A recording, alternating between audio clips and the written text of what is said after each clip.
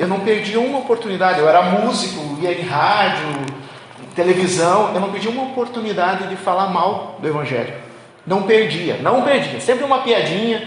Sabe aqueles ateus chato que não perde a oportunidade de cutucar? Era eu. Quando Deus teve misericórdia de mim, manifestou sua misericórdia, e mesmo eu sendo assim, um perseguidor do Evangelho, Ele me trouxe, abriu meus olhos, e eu entreguei minha vida a Jesus. Eu fiquei com muita vergonha do tempo que eu perdi falando mal do Evangelho. E eu falei uma coisa para Deus assim: Senhor, eu não tenho condição de voltar no tempo e apagar todas as bobagens que eu falei na rádio, todas as bobagens que eu falei nas palestras.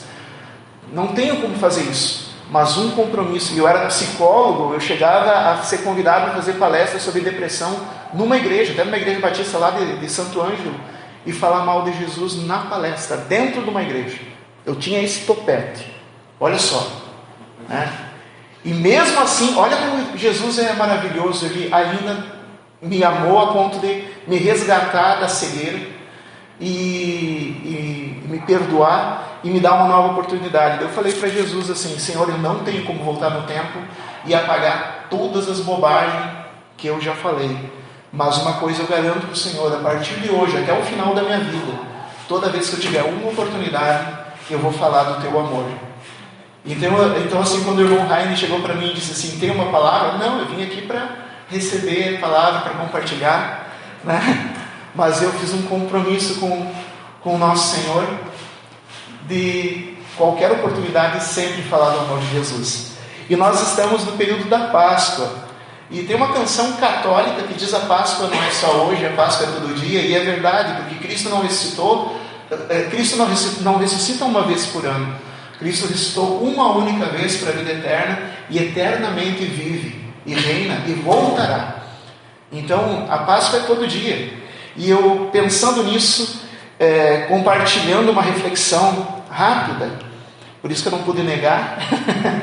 1 Coríntios, carta do apóstolo Paulo à igreja de Corinto, a primeira carta, 1 Coríntios capítulo 15, uma carta toda que tem muito a ver com Páscoa e tem tudo a ver com ceia do Senhor. Semana passada tive o privilégio de participar da ceia do Senhor com os irmãos e irmãs aqui, e toda vez que a gente celebra a ceia do Senhor, a gente está celebrando a Páscoa.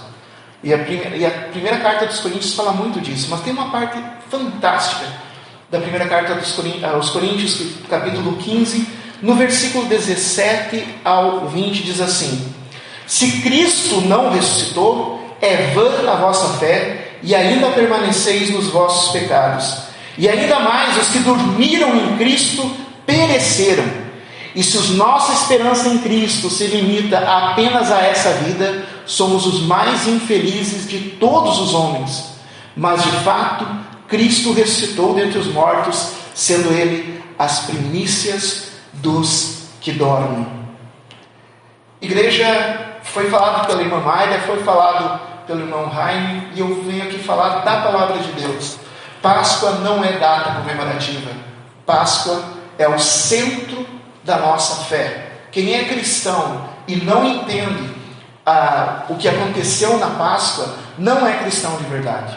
Páscoa é o centro da nossa fé, a ressurreição de Cristo. E por que pode-se dizer isso? Porque absolutamente todos os grandes líderes e pensadores do mundo, todos eles, se for para falar de Siddhartha Gautama, que fundou o budismo, pois o túmulo de Siddhartha Gautama está lá, e o Siddhartha Gautama está enterrado lá. E Mohammed, o fundador do islamismo, o túmulo de Mohammed está lá, e o corpo dele também está lá. O próprio Moisés, né, o túmulo dele, o corpo dele não foi encontrado, mas é registrado que Moisés morreu.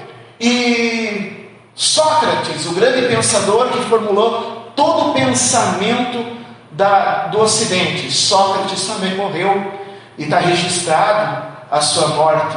E se a gente for pensar em todos aqueles que fundaram partidos políticos, escolas de pensamento, todos eles morreram.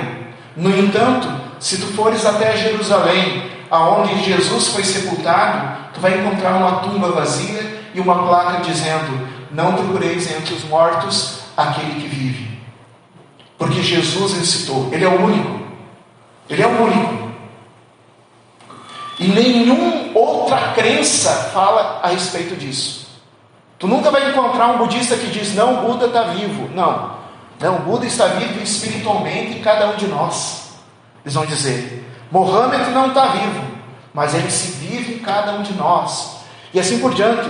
O grande pensamento, eu que sou psicanalista, os psicanalistas dizem assim: não, Freud ressuscita em cada um dos seus discípulos. Então, quando um psicanalista está usando a técnica de Freud, está ressuscitando Freud. Só que não é disso que a gente fala quando a gente fala da ressurreição de Cristo. Jesus não ressuscitou como um pensamento, não ressuscitou espiritualmente, não ressuscitou como uma ideia que se renova. Jesus Cristo ressuscitou em corpo e alma, a ponto de comer com os discípulos, a ponto de os discípulos poderem tocar. Alguém consegue tocar uma ideia? Qual que seja o maior... alguém consegue sentar numa mesa e comer pão, peixe com Freud? Não. Jesus não ressuscitou como uma ideia. Jesus não ressuscitou, entre aspas, espiritualmente. E Jesus não ressuscita a cada ano nos nossos corações. Não. Isso não é coisa de cristão. Jesus está vivo. Eu posso falar o que eu quiser de Freud, porque ele não vai cobrar de mim. Ele não sabe o que eu estou falando. Ele morreu há mais de 80 anos. Mas absolutamente tudo que eu falo nesse púlpito de Jesus, ele vai cobrar de mim, porque ele está aqui escutando. Jesus está vivo. Essa é a centralidade da nossa fé. Essa é a centralidade da nossa fé. E já 30 anos depois que Jesus havia subido aos céus, porque essa carta foi escrita cerca de 30 anos depois que Jesus já tinha subido aos céus, as pessoas já estavam duvidando. E o apóstolo Paulo escreve para o povo dizendo assim: escuta, parem com essa bobagem, essa loucura de dizer que Jesus não ressuscitou. Porque se Jesus não ressuscitou, toda a pregação que você tem ouvido não vale nada. Logo que eu me converti, o irmão Leandro testemunha disso, né? As pessoas perguntaram: mas que prova se tem que Jesus ressuscitou? Eu sou a prova que Jesus ressuscitou. Porque os médicos tentaram me ajudar, e eu sou grato aos médicos que tentaram me ajudar. Os psicólogos tentaram me ajudar, e eu sou grato aos psicólogos que tentaram me ajudar. As pessoas tentaram me ajudar e eu sou grato. A família tentou me ajudar e eu amo minha família e sou grato por cada um que me ajudou. Os amigos e tal. A minha mãe estava fazendo campanha de oração para um santo. Sou grato pelo que a mãe fazia. Na época ela era católica. Mas nenhum deles conseguiu curar minha depressão. Nem o santo, nem os médicos. No entanto, quando eu entendi que Cristo vive, o próprio Cristo não foi santo, não foi pastor, não foi fulano de tal, não foi uma energia cósmica, não foi guia espiritual não sei o que, não foi orixá cabeça. Quem me curou foi Jesus Cristo. Eu sou a prova de que Jesus ressuscitou.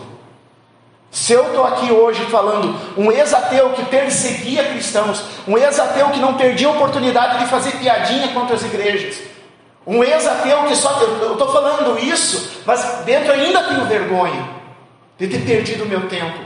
Porque apesar de toda essa maldade do meu coração, Deus teve misericórdia de mim, me resgatou, me curou e me deu um novo propósito de vida. A palavra do Senhor diz com muita clareza: se Cristo não ressuscitou, se Cristo ressuscitou só como uma ideia, é em vão a gente congregar. Se Cristo ressuscitou só espiritualmente, é em vão a gente pedir perdão pelos pecados. Porque a palavra do Senhor, desde Gênesis até Malaquias, fala que só a morte e ressurreição do Messias, do Cordeiro de Deus, poderia trazer para nós perdão dos pecados. E o apóstolo Paulo vem dizer assim: gente, se Jesus não ressuscitou, esqueçam. Estamos todo mundo no inferno. Tem alguém aqui que nunca pecou? Eu sou o primeiro a levantar a mão. Eu pequei, peco, sou pecador. Sou um santo lutando contra o pecado. Por que santo? Santo é aquele que quer buscar a Deus. Mas se Cristo não ressuscitou, não tem salvação. Ai, fulano morreu e virou uma estrelinha, né? Uma forma de a gente tentar proteger. Não. Se Cristo não ressuscitou, essa pessoa acabou. Tem duas chances: ou ela desapareceu permanentemente, ou ela está no inferno. Se Cristo não ressuscitou, porque toda a palavra de Deus diz que é necessário o Messias ressuscitar. E aqui ele termina falando uma coisa interessante, em versículo 19: se a nossa esperança em Cristo se limita apenas a essa vida.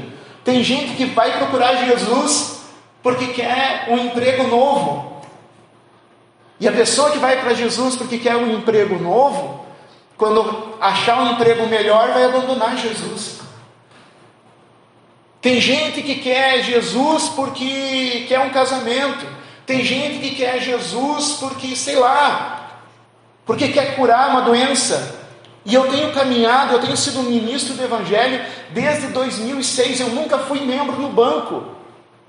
Meu primeiro dia de culto eu estava tocando bateria. A primeira vez que eu pisei numa igreja evangélica lá na quadrangular de Arroio do Silva, era um culto de quarta-feira, não tinha baterista, me chamaram para tocar baterista. Eu nunca fui membro de banco. Então eu faço obra de Deus desde que entrei na igreja, antes de me batizar, desde 2006.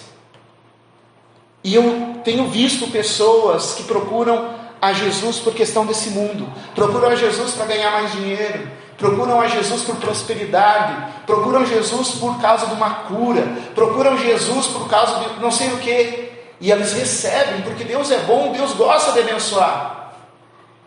Recebeu a bênção, vai embora e não aparece mais na igreja. E aqui a palavra de Deus chama essas pessoas de miseráveis. Se a nossa esperança em Cristo se limita apenas às coisas dessa vida, somos os mais infelizes, somos os mais miseráveis de todos os homens, porque o que Deus tem para nos dar em Cristo Jesus não é apenas uma prosperidade material temporária. O que Deus tem para nos dar é vida eterna e vida em abundância. Jesus morreu e ressuscitou. Ele é a primícia dos que morreram. Ele é a esperança que, quando a gente fechar os nossos olhos, a gente ainda vai ouvir a voz dele nos chamando para a vida eterna.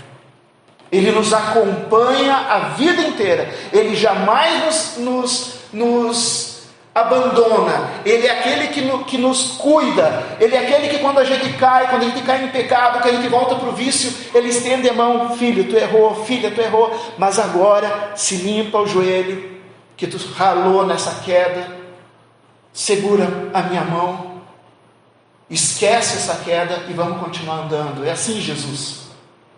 Jesus não deixa faltar nada na nossa vida, mas isso é pouco. O que Ele tem para nós é muito mais. Se nós não entendermos que Jesus de fato está vivo, Ele não morre na sexta-feira santa para ressuscitar no domingo de Páscoa.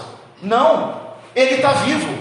Na sexta-feira santa Ele está vivo, no sábado Ele está vivo, no domingo Ele está vivo, 365 anos Ele está vivo, no ano bissexto, 366 anos, Ele está vivo há 2023 anos, Ele não morre mais, e Ele é a nossa esperança, porque Ele prometeu para Lázaro, prometeu para Marta, prometeu para Maria, e hoje está prometendo para o Dani e para cada um de nós aqui: quem crê nele, ainda que estiver morto, viverá.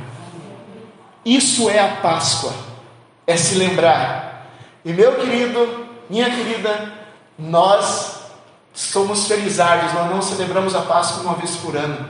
Toda vez que tu vem participar da ceia do Senhor, tu estás celebrando a Páscoa do Senhor. Hoje nós estamos lembrando desse momento importante, mas que não seja uma data, mas que seja uma verdade, que a gente não se limite a buscar Deus, a buscar Cristo Jesus apenas para coisas dessa vida, mas que a gente tenha certeza que quanto mais a gente buscar Cristo, mais a gente estiver em comunhão com Ele, mais compromisso a gente tiver com Ele, nossa vida aqui vai melhorar, mas muito mais a nossa esperança depois dessa vida, uma vida perfeita. Se Cristo não ressuscitou, é vã nossa fé. Se Cristo só ressuscita nos nossos corações, não precisa mais da igreja. E nem adianta. Se Cristo ressuscitou só como uma ideia, nossos pecados não têm perdão. Mas a verdade é, Cristo ressuscitou. Cristo ressuscitou e Ele é a primícia, Ele é o primeiro. Para todos aqueles que fecharem os olhos e dormirem na fé, terão certeza que ressuscitarão. Quem de vocês nos últimos anos perdeu pessoas importantes? Eu perdi primos nesses últimos anos, perdi amigos nesses últimos anos, perdi a minha mãe há uns anos atrás. Deixa eu me corrigir, não perdi nenhum deles. Todos eles morreram em Cristo, todos eles estão guardados, e se eu seguir os passos deles, se eu seguir o testemunho de fé, um dia eu vou me encontrar de novo com cada um, e poder celebrar que não esperamos de Cristo só para essa vida. Quando tu sair da tua casa para vir uma quarta-feira aqui no culto do Senhor, não venha só por uma questão natural, venha sabendo que além de tu encontrar o irmão Rainer, além de encontrar o irmão Leandro, a irmã Mayra, além de encontrar o pastor e a pastora que vem cuidar de vocês, além de se encontrar um com os outros, lembrem-se, Jesus prometeu. Alguém aqui acha que Jesus é mentiroso? Quem tem coragem de dizer Jesus é um mentiroso? Alguém tem coragem de dizer isso? Eu não. Jesus não é só não mentiroso, Ele é a própria verdade. E Ele disse assim: quando 2 ou 3 estão reunidos em meu nome, eu estou no meio deles. Deixa eu perguntar, quem está aqui em nome de Jesus Cristo pode dar um amém? Então Jesus está aqui. Tem mais de 3 pessoas que vieram em nome de Jesus. Eu não sei se ele está sentado aqui, eu não sei se ele está me acompanhando ali para ver se eu estou falando alguma bobagem. Eu não sei onde é que ele está. Talvez ele esteja sentado do teu lado. Meus olhos não veem, mas a minha fé tem a plena certeza que quando tu sai de casa quarta-feira, tu não vem só para se encontrar com os irmãos, tu não vem só para se encontrar com o pastor e com a pastora. Tu tem um encontro com Cristo que está vivo, mesmo que a gente não veja. Ele se faz presente, e um dia todos aqueles que creram verão e poderão tocar nele, que nem Tomé, né, que tocou na ferida. Nós vamos poder fazer isso. Nós vamos poder sentar com Jesus. Hoje a gente ensaia a ceia, comendo um pedacinho de pão, tomando um golinho de suco de uva. A gente ensaia a ceia, mas um dia a gente vai estar sentado numa mesa e o próprio Jesus de Deus não vai ser só um pedacinho de pão. Jesus vai estar comendo conosco. Isso que nós temos que ter gravado nos nossos olhos. Cristo ressuscitou, e Ele é a esperança de todos nós que um dia ainda dormiremos. Amém? Feliz Páscoa todos os dias com Cristo. Amém?